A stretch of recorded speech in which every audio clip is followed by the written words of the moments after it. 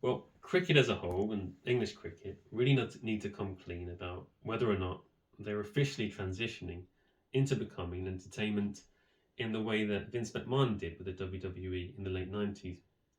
It might well be the case that franchise cricket is now cricket in the way that Test cricket was cricket when I was young.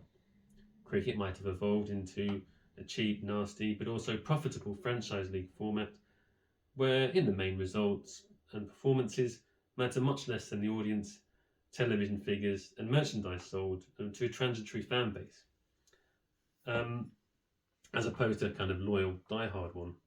At the moment, cricket in general is is almost gaslighting international cricket fans and international cricket into being an obscurer and narrower game with an obscurer and narrower window until the game loses all relevance.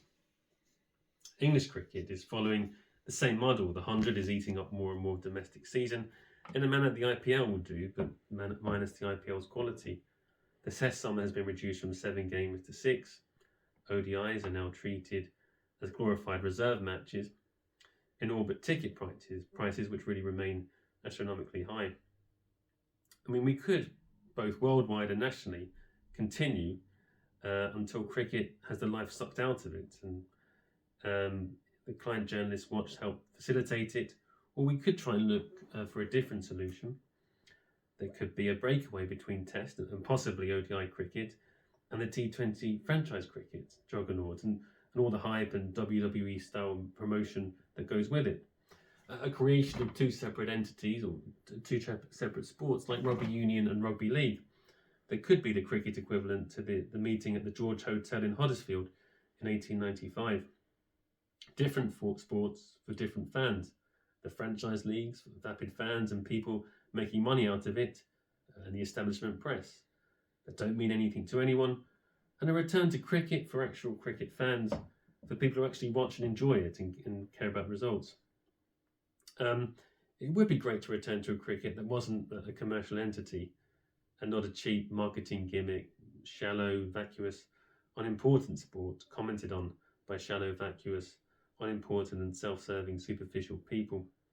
Cricket and cricket journalists have become fat and greedy and can't understand or identify with people who aren't. And to conclude, Bazball has failed. It was never sustainable, and the people responsible should be relieved of their duties. They had a theory, they had a philosophy, but the problem was it didn't work. Sport is results-based, not some kind of postmodernist, false consciousness drivel spearheaded by a self-serving media. We must return to a results-based, practical approach to cricket. We must also free ourselves from the shackles of the client press. Every cricket fan who watches cricket can observe and understand sport without the use of a mediator. There's no hierarchy, and certainly no room for someone to take the truth and spin it in a certain way, or promote the game, or give themselves access in order to give themselves access to the protagonists. Key has failed, Baz has failed, Stokes has failed, and the client media that promoted them has been exposed.